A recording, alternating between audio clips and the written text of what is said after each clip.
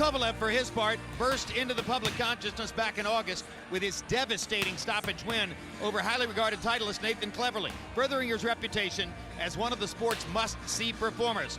With power to spare and a relentless high-volume attack, Kovalev, the Russian from Fort Lauderdale, has quickly endured himself to a rapidly growing fan base. Here's more on the hard-hitting 175-pound titleist, originally from Chelyabinsk, Russia. I was born with my power. I am not speaker. I am fighter. My fists say for me. Hard left hook by Kovalev. I was 11 years old when I came to the box gym first time. My friend, classmate, Sergei. I'm going to the boxing gym. Can I go to the gym too? Yes, of course. Well, I can. Yeah, you can. Kovalev trying to move in for the kill. This may be it. I can't lose because I have behind me people who support me and believe in me. Respect titles. This for me very important. My goal, get minimum 3 titles of 4.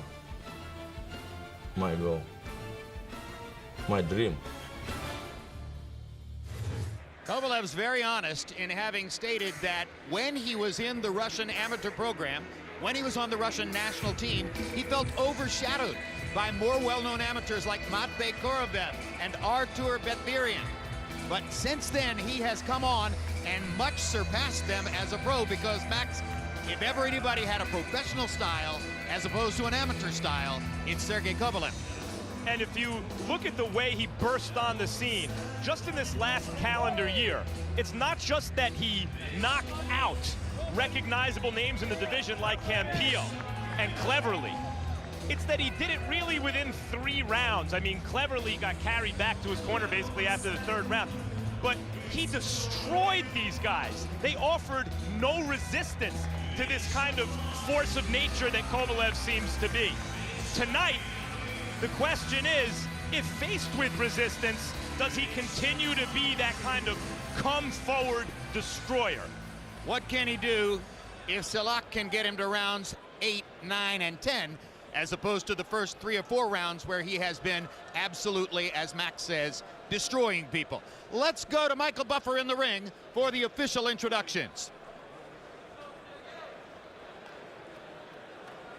Bonsoir, mesdames et messieurs. Bienvenue à Coliseum Pepsi. Ladies and gentlemen, good evening and welcome to the Pepsi Coliseum here in Quebec City, Canada, where tonight, Group Yvon Michel and Interbox are proud to present a World Championship doubleheader of boxing.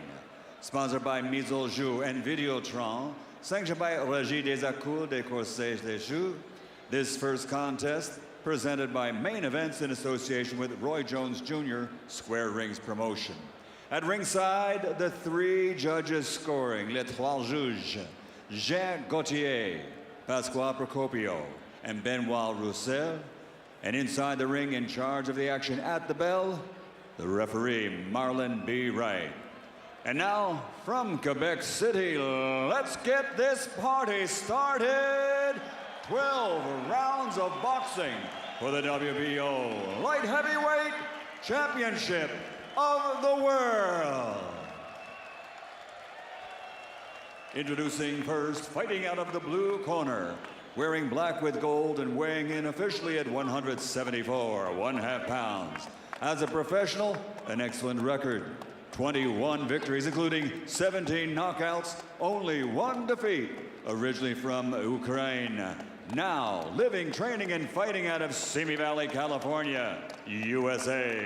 The challenger, Ismail Seilakhh.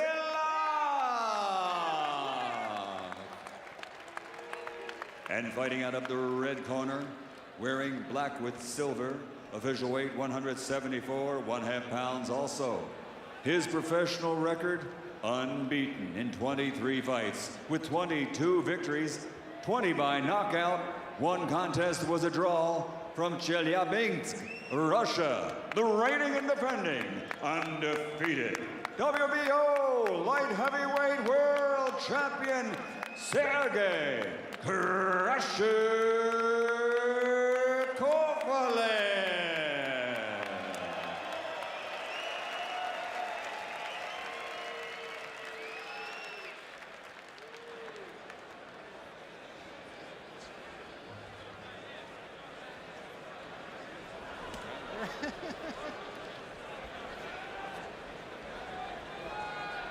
Boy, he wants to get a picture of me and you.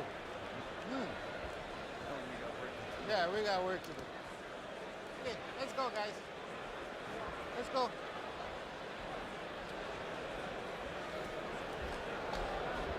Okay, gentlemen, you both received my instruction in your dressing room. Protect yourself at all times. Obey my command at all times. Touch gloves. Kovalev tells us that back in Russia and the Ukraine, this fight is seen as a 50-50, maybe 60-40 fight for Kovalev. He hasn't been involved in one of those in a long time. He has great respect for Silakh's, having known him during his amateur career. There was a moment when Silakh's would have been the more celebrated prospect, but Kovalev has come on so strong in the last couple of years. As we mentioned, he's developing a fan following to go along with his outstanding record. Round one cleverly made the mistake of going right at Kovalev, and he paid a huge price for it. Silakh's is moving, bouncing, and making Kovalev reach. I mean, just in the body language, in these first few seconds of the fight, you can already see why people liked Silakh's so much on his way up. I was one of them. Rangy. Look how fast his hands are, and he carries power, confident. Kovalev with a straight right hand. If and when Kovalev can get going, he throws 4 and 5 punch combinations, all power. Kovalev grazed Silakh's chin with a left hook.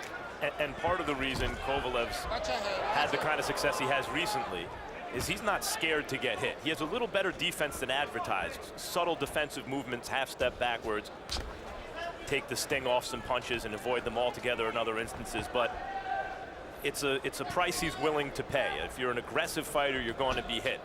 He actually sustained a cut in the second round against Cleverly, but it bothered him not at all because he was already getting to Cleverly with his power shot. And Cleverly doesn't hit like Silakh's. Silakh's getting in some good counter shots here in round number one. Landed a right cross moments ago, got in another counter shot there.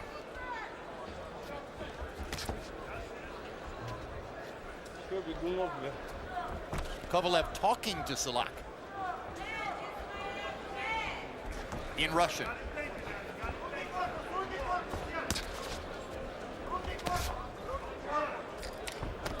Kovalev 2 jabs to the body. Yeah, Kovalev having some success considering the distance at which they're fighting should favor Silakh's, but Kovalev's timing is very good. Another jab to the body. Kovalev looking upstairs but throwing downstairs and landing that jab 3 times. And he does it again. And he avoids the counters. And he blocks the counter. Hey, let go. So it's a war of wits in there early as they're thinking with each other. And Kovalev has already made an adjustment after Silakh's showed so much promise in the first minute or two.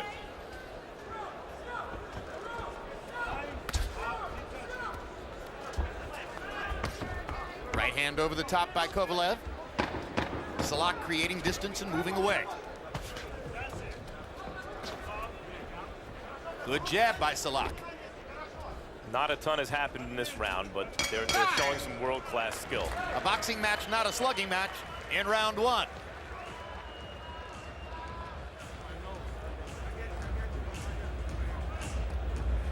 Just keep doing what you're doing. See, take him to school and start feint with him. When he feint with him, touch him, up, down, up, huh? Keep turning him, okay? You see, you got him thinking. That's what we want, okay? Working behind that jab for me. Don't just walk in, okay? Okay. Move that head and be smart. Thanks, baby, thanks. He's running. So you gotta cut that ring off. Work behind that jab, hit him in the chest. Pull it, go to the body. Be smart, but move that head. All right, baby. Deep breath. All right. Be smart. Be smart. Both fighters had their moments in round number one. Statistically, it was pretty even. CompuBox numbers, Kovalev landing 10 of 38, Silakh's 9 of 35. You heard in Silakh's corner, keep him thinking. They wanted a thinking man's kind of fight because Kovalev is perceived as this kind of beast. Kovalev is capable of winning a thinking man's fight too. I wouldn't say that Silakh's had the advantage in that round. He won the kind of strategic battle in the sense that it was fought at his preferred distance and it wasn't a slugfest. Hard right hand by Kovalev. Down goes Silakh's. That's what makes Sergei Kovalev special. Thunderous, straight-on right-hand power. Silakh's is in bad trouble and Kovalev's taunting him. You okay? Blood is streaming from Silakh's nose. He reaches up and paws at it with the right glove. And that takes care of that. Comes back, and that'll do it. That's the end of the fight. 50 seconds into round number two. Sergei Kovalev fought a top prospect until not too long ago. Tonight. Sergei Kovalev has just annihilated Ismail Silakh's in the first 50 seconds of the second round after the first round seemed promisingly competitive. A blue chip prospect as an amateur, a promising pro with one loss. Still doesn't know where he is, Jim, from one right hand. I think there's enormous thunder in Kovalev's right hand. We're going to take a look at a replay, Max, that will show you the damage that was done by one shot. But this is yet another stunning performance for Kovalev. Here it is. Kovalev timing him, and that's the thing about Kovalev. Even in the first round, when it was Silakh's style of fight, Silakh's didn't necessarily win the round. Kovalev has a way of avoiding punches by taking little steps backwards, by blocking, landing punches even at distances that should favor his opponent with his timing. And here's the end of the fight, which was largely academic. Yeah, by that point, Silakh's was almost turning his back and cringing at the thought of taking another right hand from Sergei Kovalev. Thunder. And Kovalev taunted him in Russian and then came over and said something else to him in Russian after Silakh's was already on the canvas. This is his fourth fight of the year, of this calendar year. No one's taken him past the fourth round. Well, and the only reason that Cleverly made it into the fourth round is because the referee carried him out of round three. Otherwise, they would all have been 3 rounds or fewer. And in a year of extremely impressive performances from Kovalev, this might be the best one. I think he's put himself in the conversation for Fighter of the Year. It's an unbelievable show, and definitely he is a candidate. Now Max is going to leave us at ringside and head toward the ring to conduct the interview that we expect to be conducting moments from now with Sergei Kovalev. And now let's go to Michael Buffer for the official particulars on the knockout. Mesdames et messieurs, ladies and gentlemen, the end comes at 52 seconds, round number 2. The winner by knockout victory and still WBO light heavyweight world champion, the undefeated Sergei Kovalev. Rejoining us now at ringside is Roy Jones, who, as I mentioned, recused himself from calling that fight because Silakh's was his promotional product. And now that it's all over with, and Roy, I'm sure you're a little taken back that your fighter was destroyed so quickly in the second round, but I think that Sergei Kovalev has special right-hand punching power. Well, we always knew that. Everybody knows that Kovalev is a superior puncher. That's why they want to see him and Stevenson in the ring together, because they're 2 superior punchers. So with knowing that, Silakh's knew that his only chance was to try to outbox him, which he tried to do, but, you know, for 12 rounds anyway, it's very hard to stay away from such a hard puncher. If you're a boxer, you're going to get hit, and you're going to have to figure out a way to deal with it. And there was simply nothing that could be done once Kovalev stepped forward and got to Silakh's chin. Let's take a quick look at the final CompuBox numbers. Kovalev landing 14 out of 46. Really, the last 3 punches were the only ones that mattered. Silakh's landed those 9 punches in the first round, threw 2 in the second round, but Once he got hit, it was all over with. Let's go to Max Kellerman in the ring with the winner, Sergei Kovalev. Congratulations, Sergei, on yet another early rounds knockout. Tell me how you measured him for that right hand. I don't know, Max. I just did it, you know, like this result of my hard work in the gym, and for automatic, you know, like already. I wanted this fight already a long time, and I hope that I put very, very big dot about me and Silach. You were taunting him after the knockdown, the first knockdown in the second round, it seemed. You were talking to him. What were you saying? Что я его сейчас прикончу. Sorry. In English, please. Yes, that I will do it in the knock him out. It's unusual for us to see a fighter who just landed a punch like that against an opponent who looks like he's probably done for the night. Still that kind of energized and in the state where he's taunting the guy. What was it about Seilach that brought that out in you?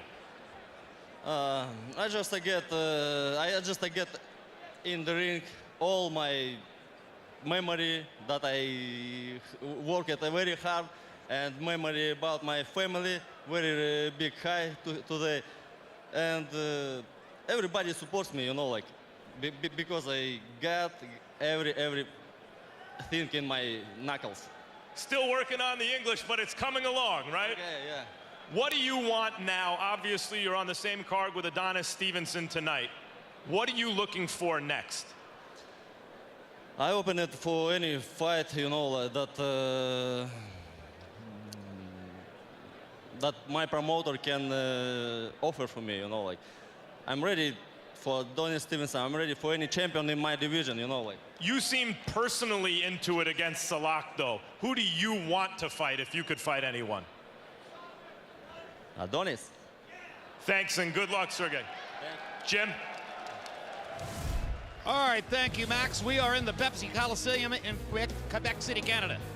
Still to come, streaking knockout artist Adonis Stevenson takes on mandatory challenger Tony Bellew. In June, Stevenson burst onto the scene when he obliterated Chad Dawson with a first-round one-punch knockout to claim the 175-pound legitimate championship. And then in late September, Stevenson dominated former titleist Tavoris Cloud en route to a seventh-round TKO victory.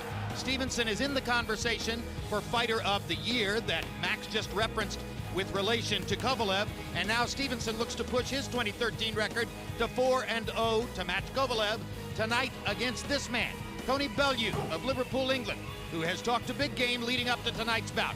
Before we get to Stevenson versus Bellew, let's take a look at the upcoming HBO Sports calendar.